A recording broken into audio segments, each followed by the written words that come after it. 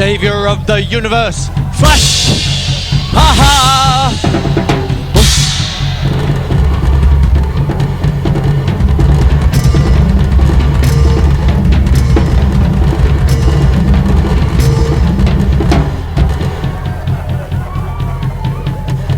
Facechook live! Hey! Hello everyone! Welcome to Melbourne Musos Facechook Live on a bit of a dreary, like I said, dreary and wet Friday. Ooh! Hey! Oh, what I'm going to talk about tonight is a favourite subject of mine, plus a few little sideways things. It sort of prompted from last night. My student Maddie, well, I was talking about things like soundtracks and Foley, what's Foley in a film. And when I started talking about soundtracks and things, I started to think, well, that's what I love the most. That's what I try and do for the other show, the second show, Impromptu TV, which comes after Melbourne Musos on a Wednesday night on beloved Community Channel 31. Okay, there you go. And what I do, I've told it plenty of times, so bear with me for those who may be watching it for the first or last time. Savior of the... And what goes on is I leave everything up. So everything you're going to hear tonight, I'm going to leave everything up, and then on Sunday, with a bit of luck, I'm going to play a little bit more of a performance-based thing without thinking of it like a solo. It's the opposite of what I want. I might sit there and just go...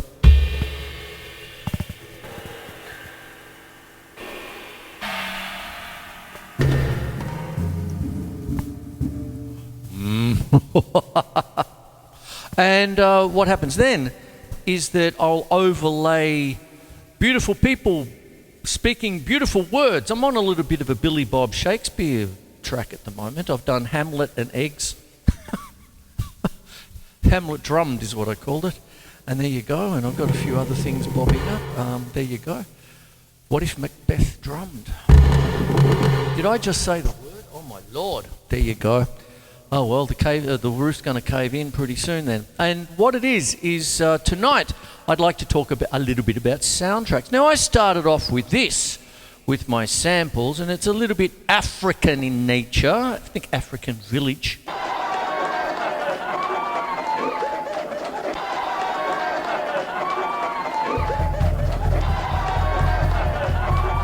Left foot on my left bass drum.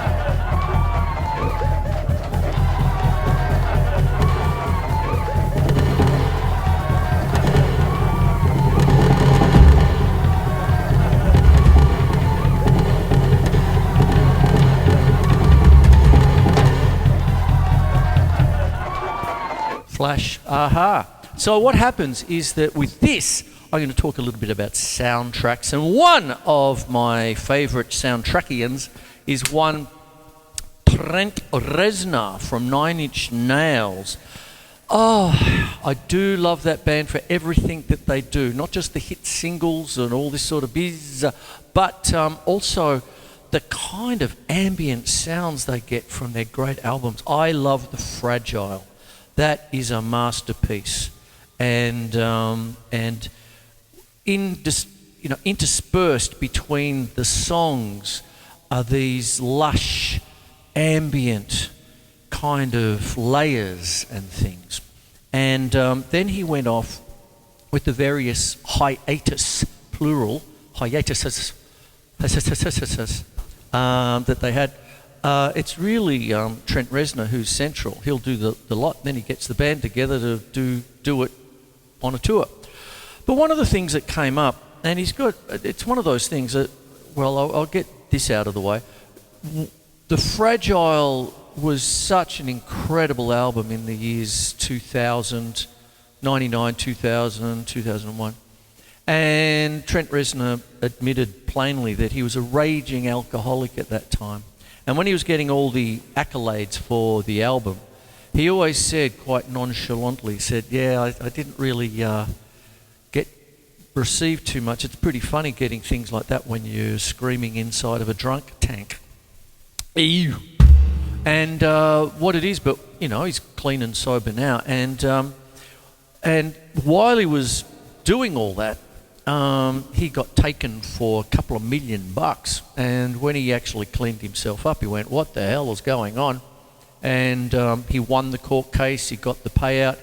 And he did an album called The Slip, which was free. He just put it on the 9 Inch Nails website and said, "This is yours, a gift to my fans," or to all the fans out there who stuck by me during my darkest times. And it's wonderful. And that tells you something about the guy.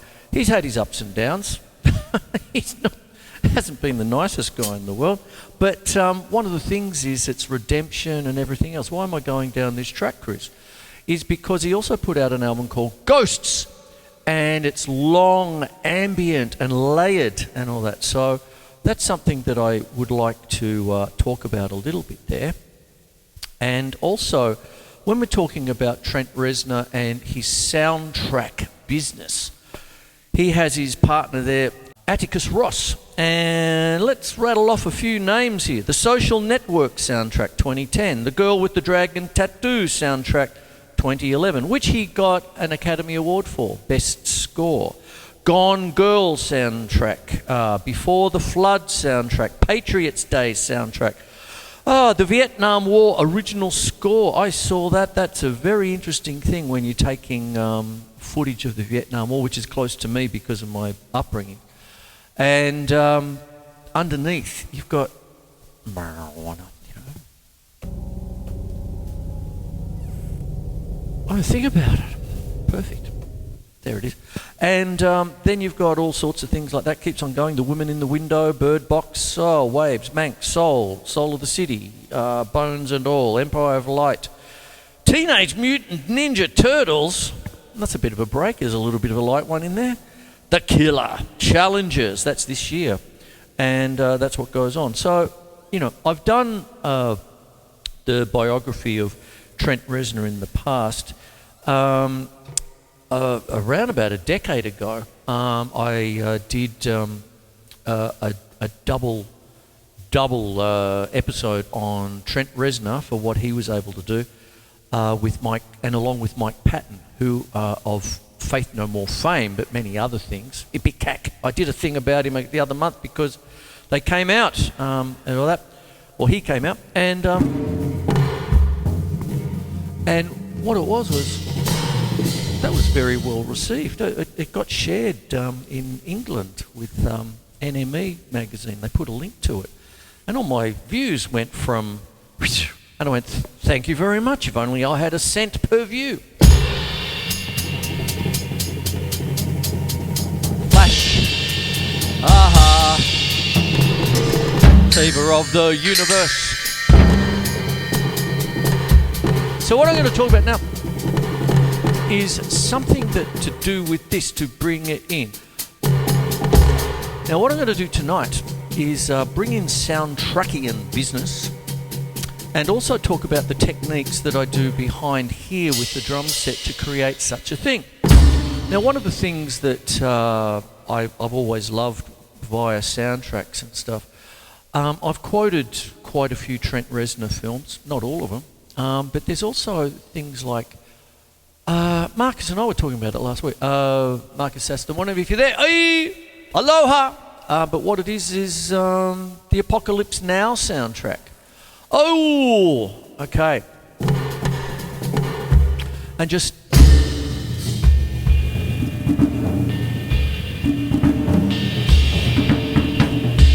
but I'm talking African a little bit there.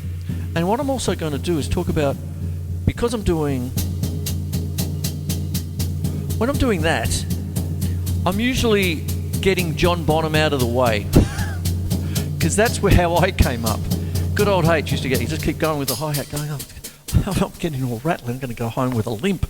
But that, so when I started to think about, I want to do double bass drum, there was no such thing as a double kick pedal. You had to buy the second bass drum there.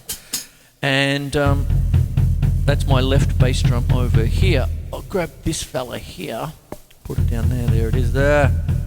Now if you have a look, I've got 3 dusty pedals down there for my left foot, and on my right side I have 3 dusty pedals over there as well. You see, one is a trigger, one's the right hand side hi-hat. See, look, ooh, oh, scintillating camera work there, Chris. Now, when I do my samples, I'll pick them up, I sometimes film the zaniest things. I go, I can hear that. I can hear something there. You're all sick to death of my footage from Doggy Beach, I know that. But it is such a peaceful, beautiful place. And it is a different kind of atmosphere. So what happens is, when I'm hearing things and stuff, and I go, I can use that at some point, and I'll put it in my sampler. And then what I'll do is I'll figure out what the sample is, what speed it is, and funnily enough, what tonality it is. I did a show last year, and there was howling wind from one of those Florida cyclones, and the palm trees were just vertical, that kind of thing. It was my little climate show, and the wind was howling in E flat, and I've got and I told the singer, well, that's in E flat. You've got to go E flat. You find a tonality.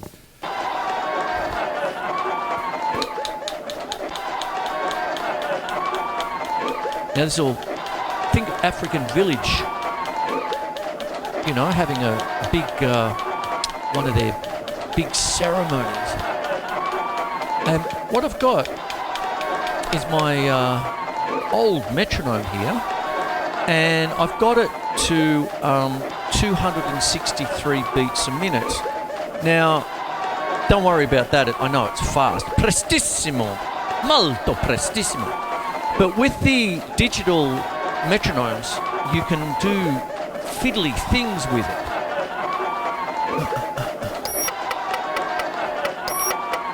Not exactly, but...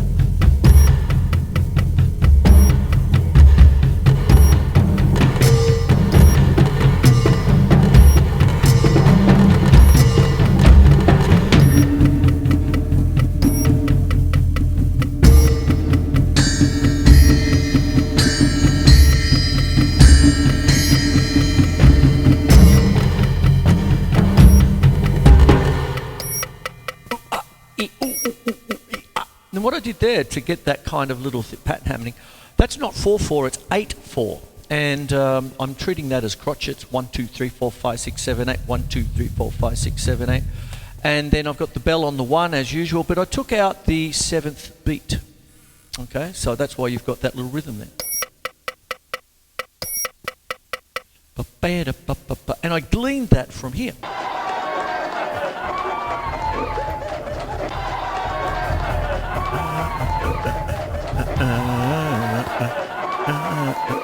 You see, that's what you get. Now what happens is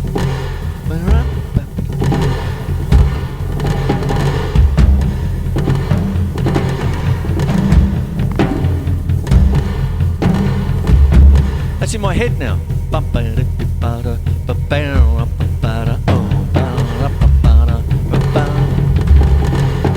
Now, getting back to Mr. John Henry Bonham and Harold telling me to work my left foot. This is my left foot now.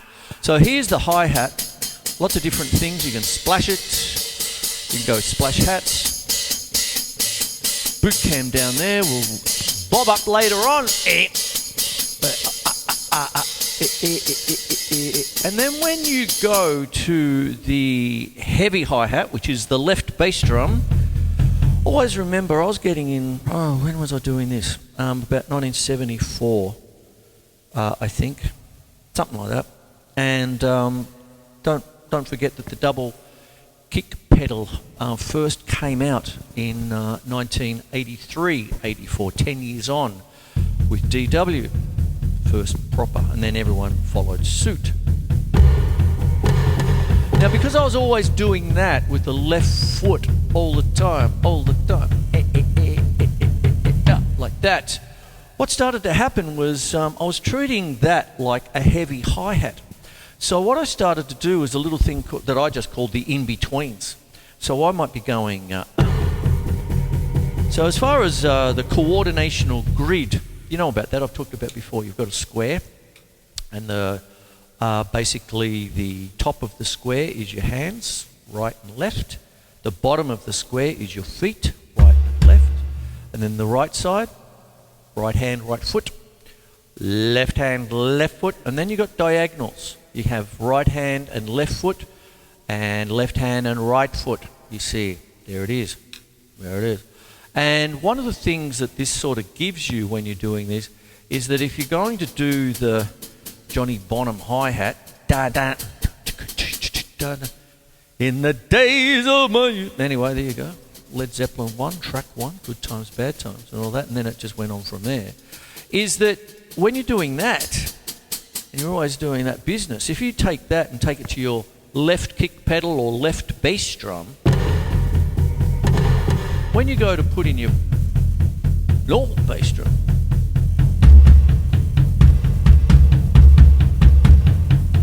in betweens,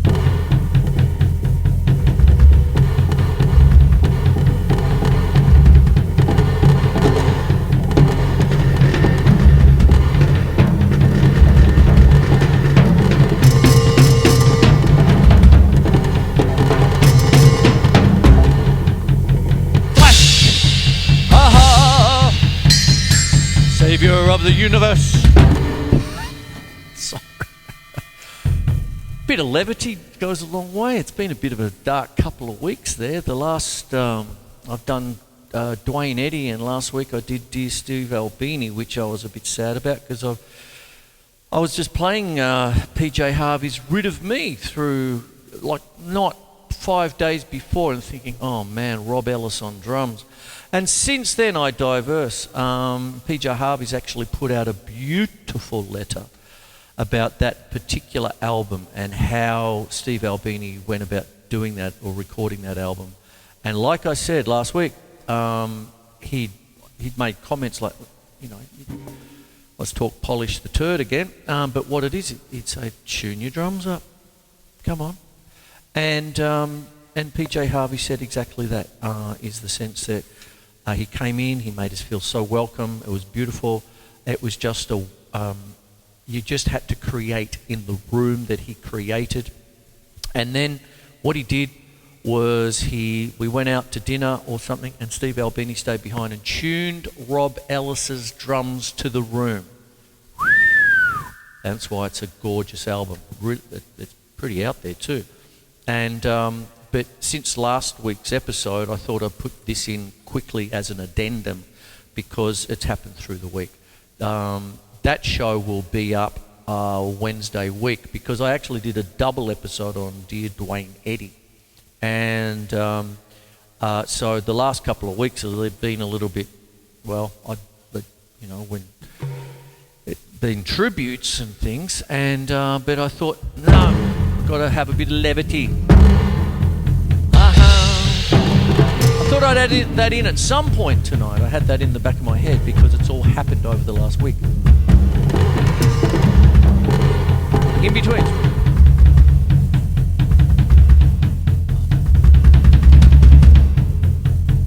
And then one of the things that I like to do is dynamics on the bass drum. That's why I don't particularly, in my particular instance, don't have, I just use the skins for what they are, and the muffling is kind of like the rings and things. I don't pack pillows into my drum kit or anything like that. and neither are they wide open, but like that. Like that. Oh. And then the triggers are the African percussion.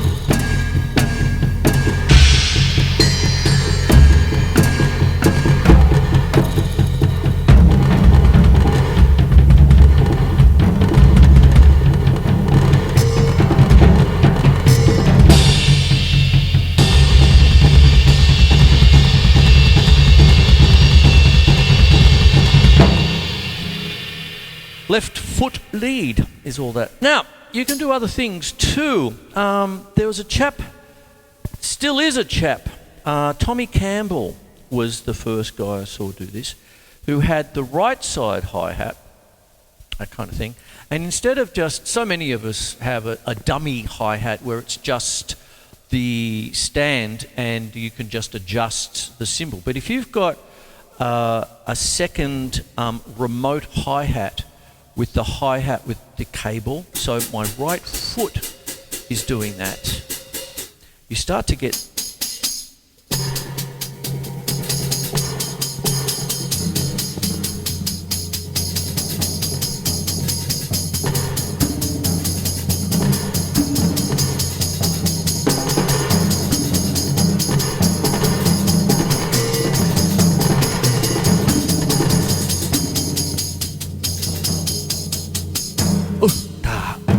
there you go. And when you're doing things like that, there's the right hi-hat, so you can do little things. And what you do is you have a tom-tom perhaps, and make that the like a faux bass drum sound. You see, that's what goes on. Go back to the bass drum.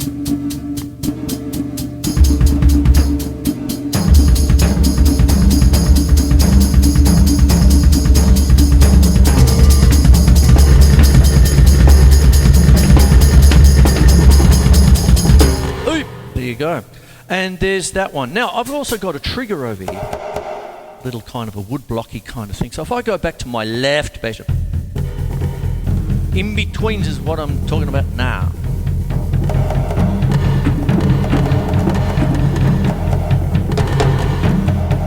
That is the right foot.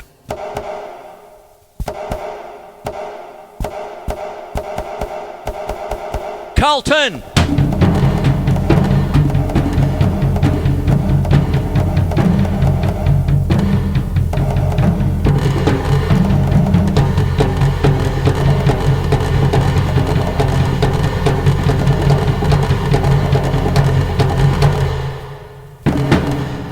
There you go. I better get a wriggle on, but I'm going to go a little bit longer because I have a bit of a harmonic part of the evening coming up here. When you're starting to do all this to the... If you don't have the movie in front of you, it's just weird ass, if you know what I mean. When are you going to ever dance to that? But so many of you hear it, or everybody, I would hazard a guess, hears it all the time. What you've got is think horror film, just that in the background, right? Just that. Okay, there it is. Now, if I put in something else, like, there's another sample. Now that's a lovely introduction by a choir of some kind. You see? And I could do something nice. However,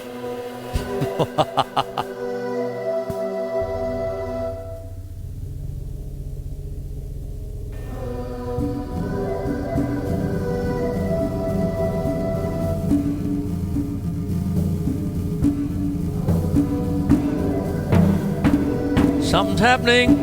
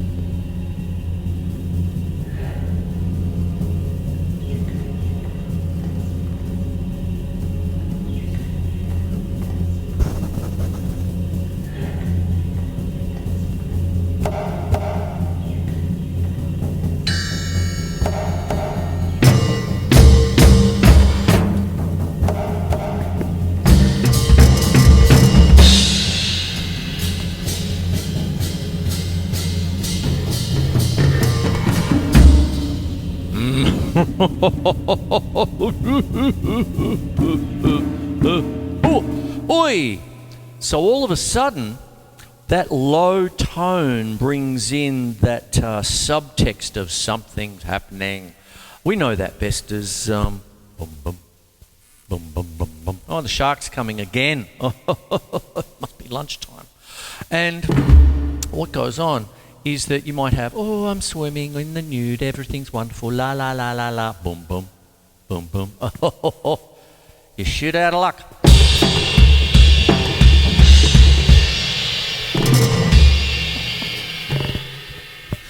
Sorry. Oh dear, have to find humour somewhere. So what happens is that there's one thing about the harmonic part of this. You can find a tone, and then what happens is what comes from that. And one of the things that incredible composers like Leonard Bernstein says, I've got the documentary, I've also got the book in the other room, and it's just like a small, oh, thank you, Lenny, there you go, wonderful stuff, love it. And what it is, he says, and even in the doco, he says, you can play a note, bang, it's beautiful, beautiful note, but it's the second note. It's the second one that sends you on your way. Now let me talk about this a little bit. If you've got the standard C major scale, do, re, mi, C, D, E, F, G, A, B, C, and then you juxtapose the C minor scale to it, what you've got then is three notes that are flattened. Okay, so what happens is that you would have the first, the second, the flattened third, fourth, fifth, flat six, flat seven, octave. So what happens is if you start, let's just call that low C, if you will, okay? Now what happens is that you could then have the voices come in and they would start on, let's say, E flat. Now that's a minor thirds. That gives you a minor tonality, then you're off. And then you work your minor modes, your minor scale, whether it's melodic, harmonic, etc., etc. However, if it's sort of C and then it's an F, it's a fourth, well, it's ambivalent. It can be either. And one of the big things that happens in rock, especially if I mention Sabbath with Tony Iommi, all that, is that they were the kings of the power chord, just 1 and 5. And Tony Iommi always said with his riffs and all that, the king of the riffs, you know. And he always said, well, I like power chords because when I go to solo, I can play either. I can play major or minor. And because the third, by taking out the third, you're not making it major or making it minor, you see. And that's what goes on there. Beautiful. And then, therefore, if you're playing, say, a C again, and then you go to the sixth, is it an A or an A flat? And then the world opens up. Now, the funny thing about it, as finishing off a little bit, I suppose, when I did that show last year with the howling of the Florida cyclone business, and it was just going, and it was like, E flat. It's E flat. It's howling in E flat. You know, next time you go past a jetty with the yachts in there and it's a windy day, listen to the howling through the lines. It's quite uncanny. You can have this like a cluster chord, you know, that kind of thing. Amazing. It's, you know. And when I do things like cymbals,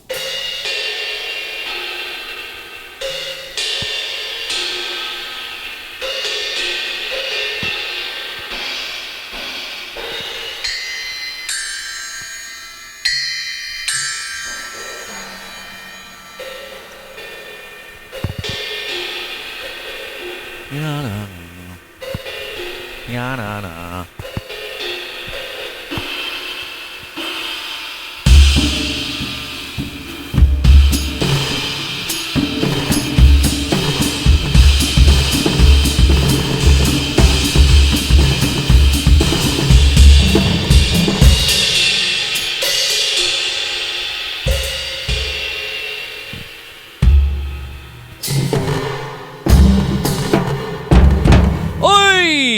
So there's your harmonic part of the evening. I've talked about Trent Reznor, not as a biography or anything like that, but for his soundtracks and the way that he layers things with 9 Inch Nails and his soundtracks. With Atticus Ross in tow, I've given a little bit of a history. I've gone down the track of My Left Foot. Could be that. Could be this. Could be...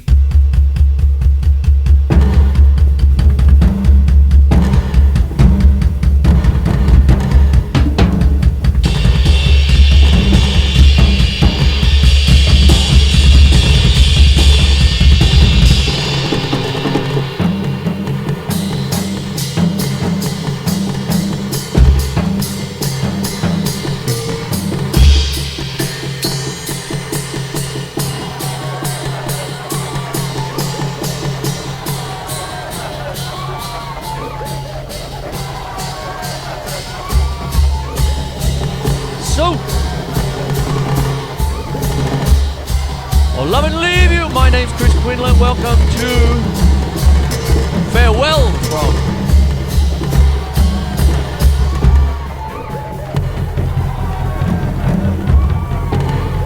Melbourne Musos Facechook Live.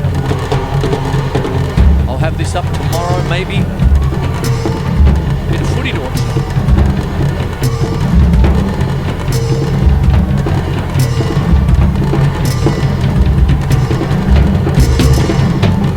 And it'll be up on Channel 31 in a fortnight. Flash! Ha ha! Savior of the universe. Flash! Ha ha!